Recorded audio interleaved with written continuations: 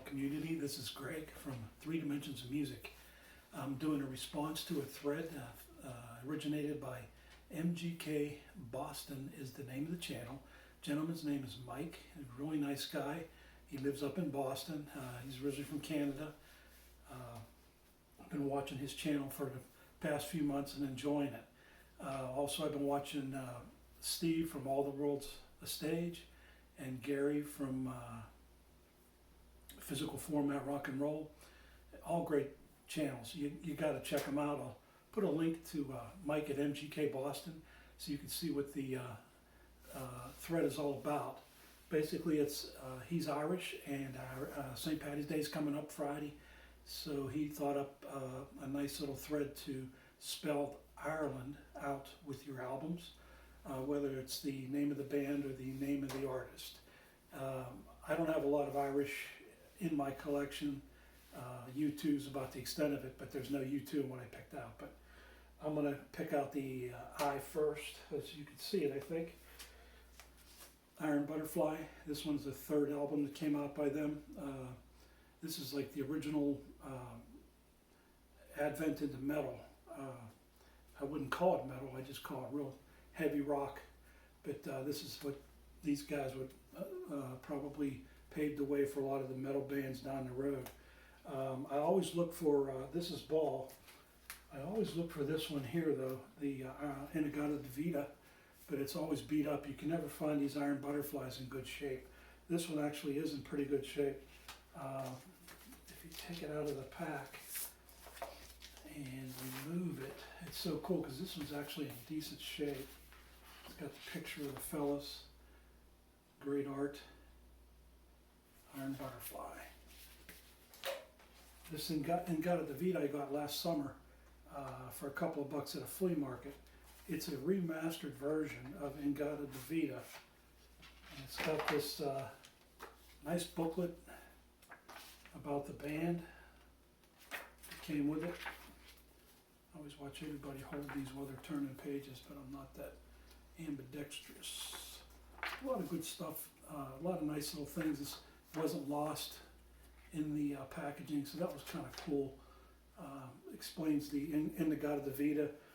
It was supposed to be named a different song, In the Garden of Eden, but the one fellow that was making the song, or they were making the song, they were trying to figure out what to name it.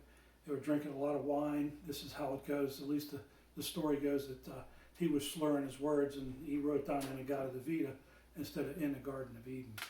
So the rest is history. It's a pretty cool CD. It's remastered. It sounds really good. It's got a couple of different versions of In-A-Gadda-Da-Vida, a live version, really long version. Of course, we know that's a real long CD. Okay, that's I for Ireland. R, one of my favorite bands, Return to Forever. This particular one was released a few years ago. It's a 3-album set. As you can see, the records have like a custom label to it. And this particular set, the reason I liked Return to Forever so much is I.R.E.L.A.N.D played on the band with Stanley Clarke, Chick Corea. Let's see if I can open this up, show some of the internals of this.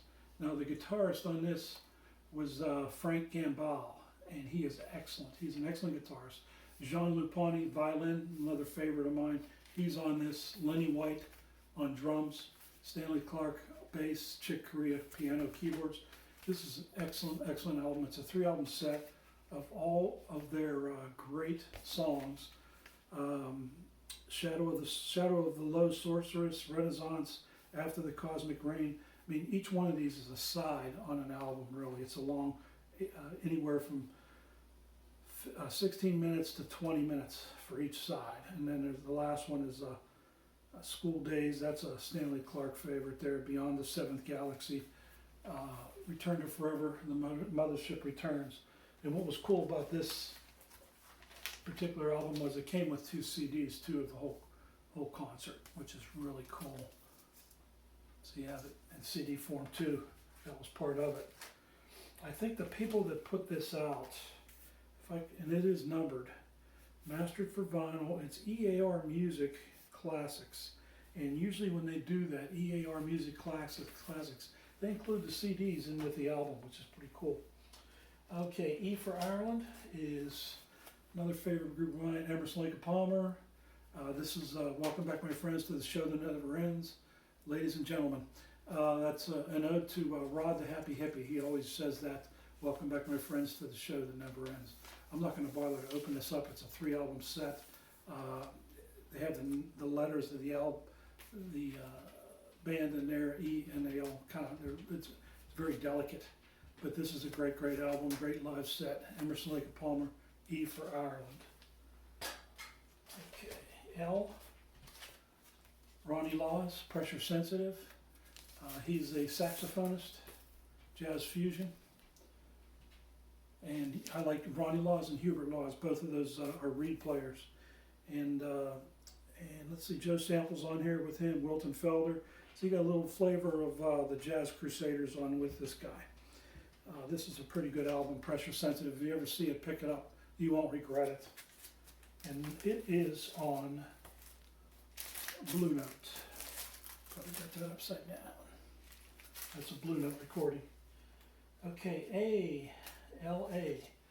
Another favorite group of mine, Brian Auger's Oblivion Express. I have pretty much all of Brian Auger. This is a volume 2. There's also volume 1 that I have with Brian Auger's a keyboardist. Really grooving type of music back in the 70s. You can't go wrong with Brian Auger. And that's A for Ireland, and then N, 9 Inch Nails. This is a Pretty Hate Machine, one of their earlier albums. This was a special I got at Walmart a long time ago. It was cheap. It was like 12 bucks. So I picked that up. D, L.D. Miola. This is Saturday Night in San Francisco. L.D. Miola joined John McLaughlin and Paco de Lucia. I had the in my collection the Friday Night in San Francisco from a long time ago, and then they just released this last year. I think acoustic. I don't think it was Acoustic Sounds. It was Impex Records. Excellent sounding record. Pretty much, it's not electric. It's all acoustic. Beautiful sounding. It's a 2-record set. I believe it is. No, this is a one record set. The other one is volume 1. A great sounding record. L.D. Miola, John McLaughlin, and pretty much this Paco de Lucia. They all stand alone on their accomplishments on the guitar. And that was Ireland in a nutshell. Thanks so much, Mike, for thinking up of this thread. It was fun doing it. It was fun watching everybody else do theirs. Happy St. Paddy's Day.